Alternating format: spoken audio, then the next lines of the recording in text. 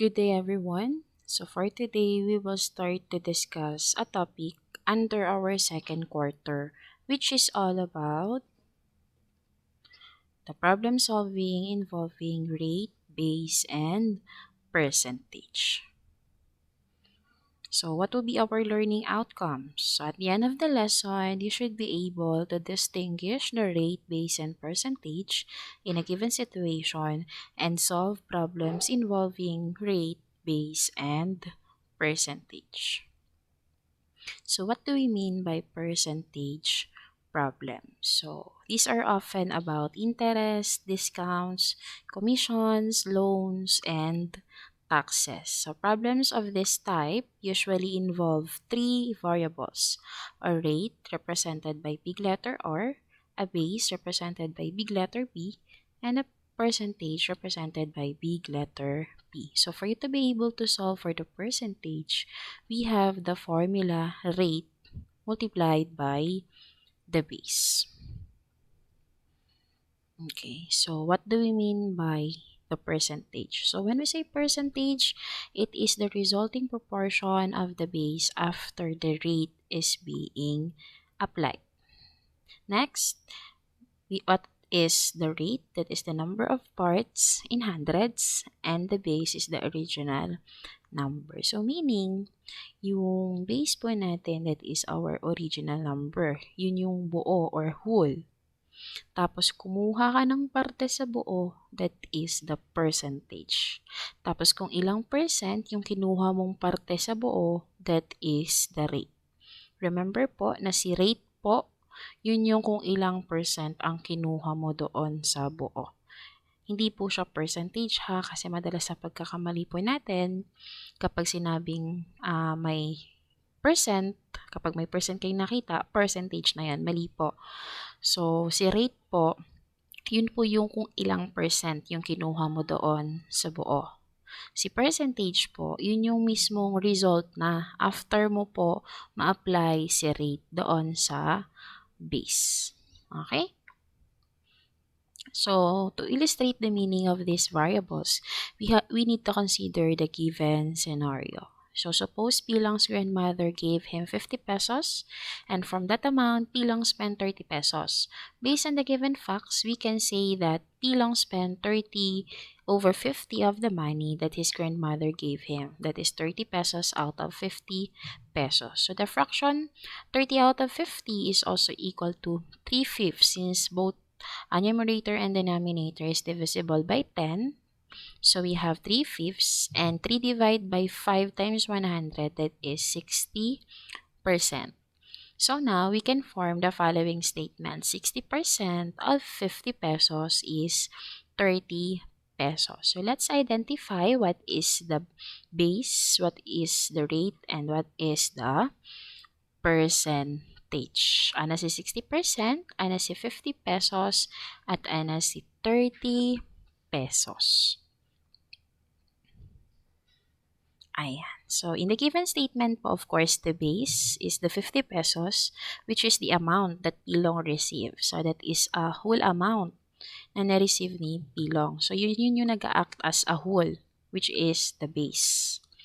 And next, the rate is the 60%. Basta lahat na nakikita nating may percent sign, that is already the rate, which is the percent of the base that is spent. So, ilang porsyento yung na-spent niya doon sa pera niya. So, that is the rate, 60%. And last is the 30 pesos, that is the percentage, which is the resulting amount when you apply the rate on the base. Okay. So, we have here derived formula. So, gumawa po tayo ng triangle. Sa top, we have the P. Sa baba, we have R and P. So, for us to be able to find the formula for the percentage, takpan si P, yung nasa top, your formula will be R and B. So, R times B kasi magkatabi po sila. So, ito pong given po natin dito na over, yung nasa P po, over R over B. So, that is divide po. And then, yung nasa between naman ni R tsaka ni B, that is multiply. So for you to be able to find for the percentage, takpan si P, formula will be rate times the base. Next naman, for you to be able to solve for the rate, we have to divide naman po, percentage divide by the base. So, tinakpan mo lang si R. And last one, takpan naman natin si B. We are solving for B. Formula will be percentage divide by the rate. So, let's have an example. Given we have find the 33% of 60. Ayan. So, hanapin mo daw yung 33% ng 60. So, first, let's identify which is the percentage, which is the base, and which is the rate. And then after that, syempre, yung wala doon, yun yung hahanapin natin. Okay. So, P, R, and B.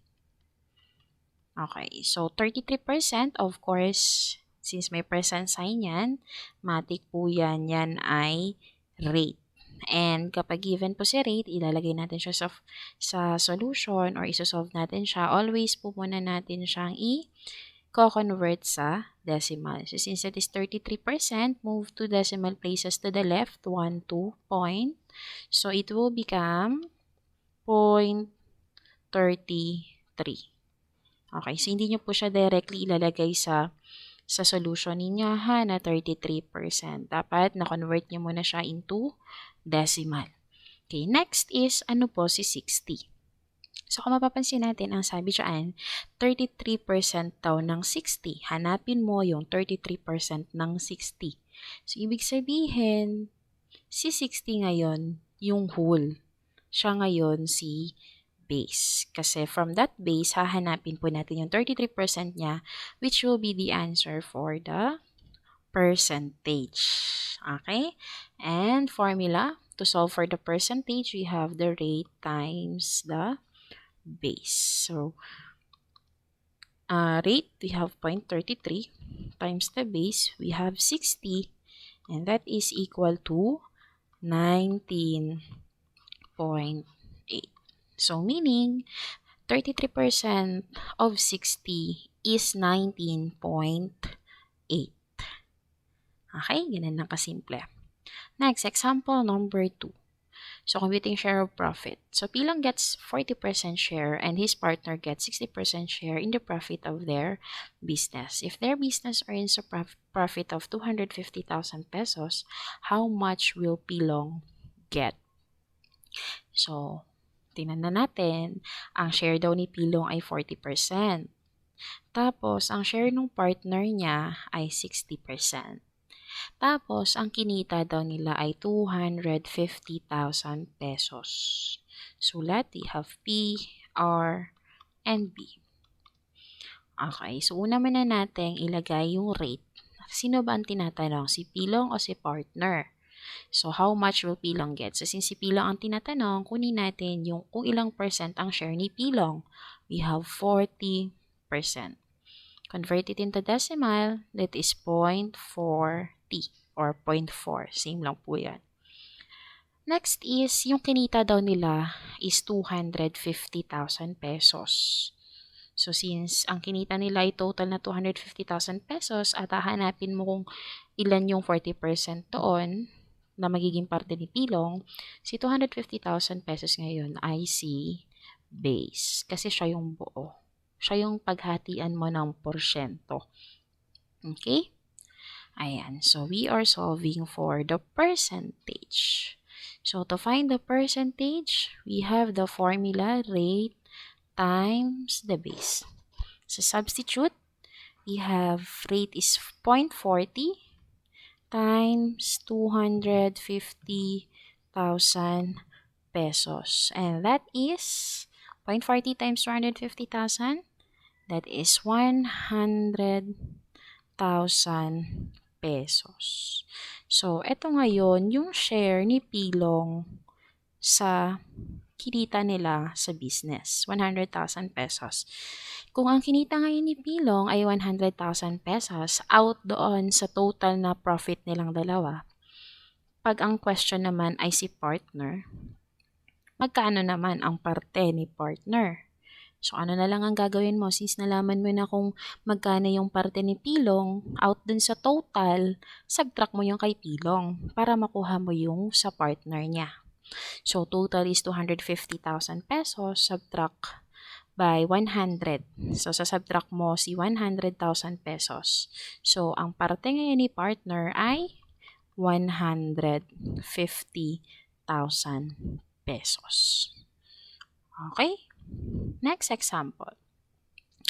Computing tax. So, suppose a tax rate of 12% was applied on an item that you bought. How much was the tax if you paid the total cost of 19,500 pesos for the item? P, R, and B. Okay. So, matik po, yung may percent sign, which is the 12%, is the rate. Always, yung may percent sign, that is the rate. So, convert it into decimal, that is 0.12. Okay, how much was the tax if you paid a total of 19,500? Ayan, so yung total mo na daw na nabayaran ay 19,500 doon sa item. Magkano daw yung tax? Okay, so ano ngayon si 19,500? So si 19,500 ngayon yung magsaserve as your base. Kasi out siyaan sa 19,500 na yan, kukunin mo yung parte kung magkano ba yung tax. Okay? So, which is the percentage. Okay. So, same. So, to solve for the percentage, we have rate times the base. Substitute, that is 0.12 times 19,500 pesos. So, 0.12 times 19,500 pesos, we have 2,340. So, ibig sabihin po, yung na-add na tax doon sa total na nabayaran mo is 2,340 pesos. Okay?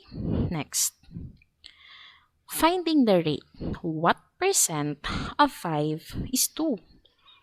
Okay, matik na since the question is what percent, and when we are talking about percent, we are dealing with the rate. Tama? So, matik po, ang nawawala dyan ay si rate. Okay. So, next natin, identify natin what is our percentage and what is our base. So, analyze the question. What percent of 5 is 2? Anong percent daw ng 5 si 2? Ayan, anong percent ng 5 si 2? So, ibig sabihin, ang buo dyan ay si 5 at kukunin mo kung ilang porsyento ba yung 2. So, your base will be 5 and your percentage will be 2. Okay? So, to find the rate formula, you have the percentage divided by the base. Okay, substitute. So, percentage, we have 2. 2 divided by 5, that is 0.4. Okay, so decimal yung nakuha natin. And remember, when we are solving for the rate, the final answer must be in percent. So, what are you going to do? So, you have two ways. First is you will move two decimal places to the right and then write percent sign. Or you can multiply the 0.4 to 100 and then write the percent sign. So we have 0.4 times 100, or move two decimal places to the right, that is 40%. So meaning 40% of 5 is 2. Okay? Yung 40% daw po ng 5 ay si 2. Okay, next. Computing percent of sales, Pilong earned a profit of 250,000 pesos when he sold a lot for a total of 2 million pesos. What percent of the total amount was his profit? Ayan. So again, the question here is what percent? And when we are talking about percent, we are dealing with the rate. So, matik po, Ang nawawala ay si rate. So, dalawa na lang i-identify mo ngayon kung ano si percentage at kung ano si base. Ayan. So, kumita daw si EP lang ng 250,000 nung nakapagbenta siya ng lupa sa halagang 2 million pesos. Ibig sabihin po, si 250,000 pesos ay parte ng 2 million. Okay, kasi yun yung kinita niya nung nabenta niya yung lupa. So, ngayon, ang magiging base natin ay si 2 million. Tapos, yung parte ni 2 million na kinita ni Pilong ay si 250,000 pesos. At alamin natin kung ilang percent ba doon sa total yung kanyang kinita. So, to solve for the rate, we have the percentage divided by the base.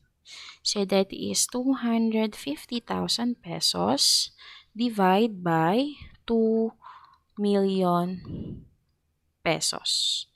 Okay, so 250,000 divided by 2 million, that is 0.125 or 125 thousandths.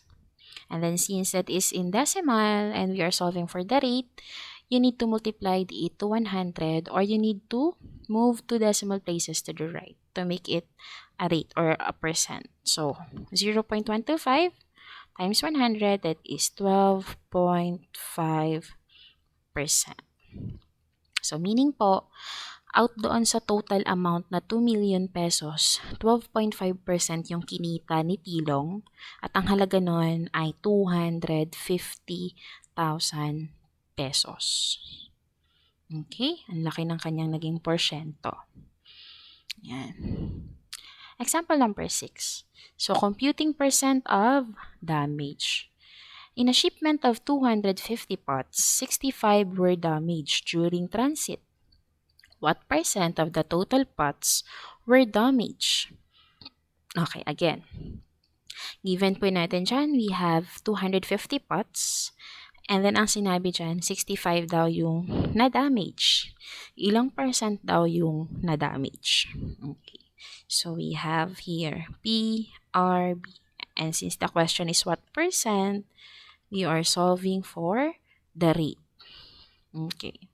So, identify the percentage and the base. We have 250 pots and 65, which is yung na-damage. So, matik po, since yung 65 ay parte ni 250, 65 will be the percentage and 250 will be the base. Okay?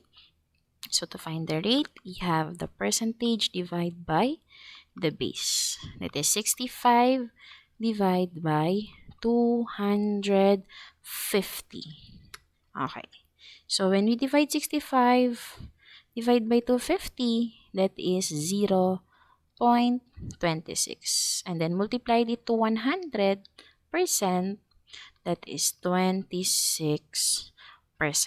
Now, meaning, 26% po ng total pots ay na-damage or 26% of 250 pots ay damage, which is yung 65. The other question will be, how many percent is not damaged or in good condition? Ang sabi kasi dyan, 65 daw yung na-damage at yung 65 na yun, 26% ng total. So, paano mo naman ngayon malalaman yung hindi na-damage or nasa good condition? So, anong gagawin natin? Okay, so ang gagawin natin, we all know that as a whole, we have 100%. 100% siya. Subtract na natin kung ilang percent yung damage para makuha natin yung porsyento na hindi damage. Okay? So, that is 100% minus 26%, that is 74%. So, 74% naman ngayon ang not damage. Okay? Ayan. Next. Determining the base. 6 is 20% of what number? 6 is 20% of what number? So, we have P, R, and B. Sa matik, si 20%. Lahat ng may percent sign, matik po, yan ay rate na. Convert it into decimal, that is 0.20 or 0.2. That is the same. Ayan. So, analyze the question. 6 is 20% ng ano daw number. So, ibig sabihin ngayon, si 6 ay parte ng number na yon. Kasi hinahanap kung si 6 ay 20% ng ano ba daw na number. So, matik po, 6 is the percentage and you are solving for the base. Okay? So, to solve for the base, formula will be P divided by R. Okay, so substitute our P is 6 divided by 0.20. So 6 divided by 0.20, that is 30. Ayan, ganyan lang kasimple. So ibig sabihin, 6 is 20% of 30. So si 6 daw ay 20% ni 30. Okay? Next example. Determining the total sales. On Christmas Eve, your store sales amount to 170,000 pesos. This amount is 65% of the total sales for that month. How much is your store's total sales for that month? So as you can see, the question there is total sales. Okay, so kabuuan. Kabuuan ang tinatanong. At ang sinabi ko kanina, kapag as a whole or kabuuan ng hinahanap or given, you are solving for the base. Okay? So we have P, R, and B. So matik po, base ang nawawala. Okay, so 65% now will be your rate. Convert it into decimal, that is 0.65. And percentage, that is 170,000 pesos. Okay? So formula to solve for the base, we have the percentage divided by the rate. So that is 170,000 pesos divided by 0.65, that is 261,538 pesos and 46 centavos. So, round off po tayo, 2 decimal places. So, again, final answer, we have 261,538 pesos and 46 centavos. Okay. So, example number 9, computing a loan. Suppose you borrow 20,000 pesos from a lending institution that charges an additional 5%. How much should you pay back in order to settle the loan? So, given po natin na hiram ka ng 20,000, out dun sa 20,000 na hiniram mo, papatungan ka ng 5% na tubo. So, magkano daw yung total na ibabalik mo para masettle mo yung loan? So, una muna nating hanapin is kukunin natin yung 5% ng 20,000. And then after that, yung makukuha nating sagot, a-add natin siya sa kung magkano yung hiniram mo. And that will be the final answer. So we have P, R, and B. Okay, so you borrow 20,000 pesos, matik, since yan yung hiniram mo, that will be your base. And then 5% is your rate or yung porsyento na ipinatong sa utang mo. So 5% convert it into decimal, that is 0.05. Hindi po 0.5 ha. Si 0.5 ay 50%. Si 0.05 ay 5%. So first is you need to solve for the percentage. Kung magkano muna yung 5% ng 20,000. Okay, so to solve for the percentage, we have the rate times the base. Okay, so rate natin is 0.05 times 20,000. Okay, so 0.05 times 20,000, that is 1,000 pesos. Ayan, so 1,000 pesos. So, ibig sabihin po, 1,000 pesos ngayon yung ipinatong sa inutang mo or hiniram mo sa isang lending institution kasi nga may 5% siyang tubo. So, para masettle mo yung loan, magkano ang ibabalik mo? Ang gagawin, you need to add the amount you borrow, which is the 20,000 pesos, plus the 1,000 pesos or the interest na ipinatong sa'yo doon sa utang mo. So, you need to pay back 21,000 pesos in order to settle the loan. Okay? And then, next example. Still computing a loan. Suppose you have a lending company that charges an additional 2% for loans. How much should you loan to your clients in order for you to earn 30,000 pesos? Okay, so let's see, PRB. Okay. So, ang sabi dyan, manghihiram ka ulit sa isang lending company, pero ang charge, meron ka daw isang lending company at ang charge ng lending company mo ay 2% sa loan. Okay. So, magkano daw yung ipapautang mo sa mga kliyente mo para ikaw ay kumita ng 30,000 pesos? Okay? So, matik, si 2% is your rate. 2%, convert it into decimal, that is 0.02. Ayan. So, since ang sinabi dyan ay magkano daw yung ipapautang mo sa kliyente mo in order for you to earn 30,000 para kumita ka ng 30,000 pesos. So, ano nga yun sa 30,000 pesos? Okay. So, si 30,000 pesos po ay parte ng ipapautang mo. Kasi ngayon yung dapat mong kitain. So, ibig sabihin, si 30,000 pesos ay si percentage. At hahanapin mo ngayon yung base, which is yung amount na ipapautang mo sa kliyente mo para kumita ka ng 30,000 pesos. Okay? So, a formula to find the base, we have the percentage divided by the rate. Substitute, that is 30,000 pesos divided by 0.02. And that is 1,500,000 pesos. So, meaning po, magpapautang ka ng 1,500,000 pesos na merong 2% na tubo para kumita ka ng 30,000 pesos. So, ibig sabihin, ibabalik sa'yo ng umutang sa'yo ay 1,530,000 pesos. Okay, kumita ka na ng 30,000 pesos. Okay. So, let's have an exercise. So, we have here 3 exercises. So, ito yung mga challenge question or madalas na na-encounter natin sa mga activities or quizzes na meron tayo.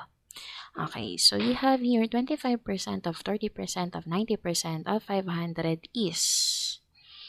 So, kung mapapansin po ninyo, meron po tayo dyan ang tatlong rate tapos iisang base.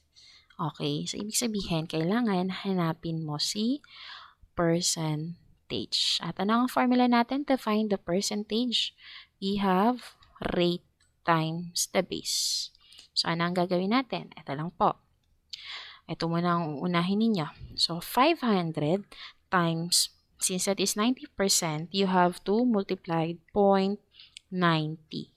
So, the answer or the percentage is 450. Okay, after nyan, 30% naman daw ng 450. Okay, so 30% ng 450, that is 0.30 times 450. So, that is 135.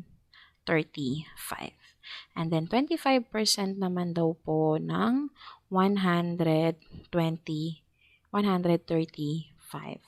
So, we have to multiply 20.25 times 135. We have 33.75. And this will be our final answer. So, 25% of 30% of 90% of 500 is 33.75. Okay. Okay, second to the last. We have there are 50 students in a class. If 14% are absent on a particular day, find the number of students present. Kabaliktaran ang tinatanong. Present in the class. Okay, so 50 students daw ang meron sa klase. So you have P, R, and B. So yung absent daw po ay 14%. Okay, so meron tayong two-way in solving this given exercise number 2 ha. Okay, so unahin natin yung first way on how to solve this given. So ang sabi, 14% daw po yung absent sa particular day na yon. Okay, ang total daw po ay 50 students. So, hahanapin mo ngayon yung porsyento. That is, percentage is equal to rate times the base. So, substitute, that is 0.14. Ayan, inano na po natin siya into decimal times 50.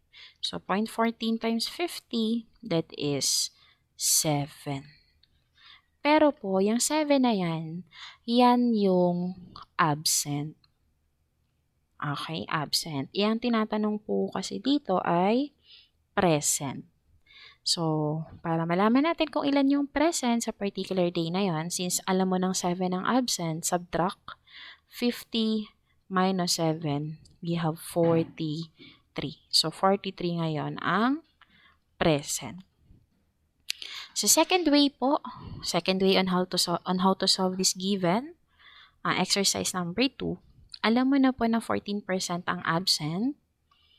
Ayan. So, since present ang tinatanong, ilang percent yung present? So, subtract lang po sa 100% si 14, that is 86%. Okay, yan yung porsyento ng present. So, total is 50. And to find the percentage, same formula, we have rate times the base. That is 0.86, converted into decimal, times 50. So, 0.86 times 50, we will get 43. We will get 43. So, ibig sabihin po, 43 students po yung present. So, nasa sa inyo kung saan po kayo madadalian. Pero either of the two po, you can use the process since makakakuha naman po kaya ng same answer. Okay. Last exercise is we have only 20% of 50 students pass the exam. 10% among those percent who failed got 0. How many of the students got 0? So, isa-isahin po natin yung given po na statement. Yan. Ang sabi dyan, only 20% of 50 students. Automatic, since 50 students ang given. Si 50 students ngayon, yung magiging base natin.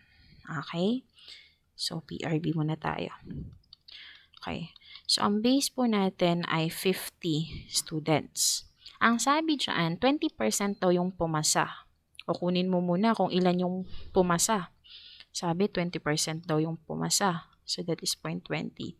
And for you to be able to solve for the number of students who pass the exam, all you have to do is to multiply the rate times the base. That is 0.20 times 50. So, ibig sabihin po, 10 students po yung pasado. Okay? Ang first statement yan. Ang sabi naman dyan, sa susunod na statement, 10% among those percent who failed got 0. Ayan. So, given natin, ang sabi natin, 50 ang total ng students natin.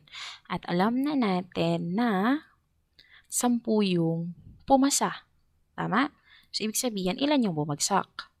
Kung may 15 estudyante at 10 ang pumasa, ibig sabihin, 40 ang nag-failed. Okay? Ayan. At ang sabi doon, 10% daw nung percent na yon ng failed ay nakakuha ng 0. So, panibagong PRP ka ngayon. Yung base mo na ngayon ay 40. Kasi 40 yung failed. Ang rate ay 10%. So that is 0.10. Okay. So ilan daw yung students ang nakakuha ng 0? So for you to be able to solve for the students who failed, who got 0, all you have to do is to multiply 0.10 times 40. And that is 4. Okay, so final answer will be 4. Since ang final question dito is, how many of the students got 0? Okay, so is that clear? So if you have questions po, you can ask me on our synchronous class. You can raise your concerns, clarifications, and questions. So, second topic for this week po will be all about simple interest, and you can go to the next video po to watch the second topic.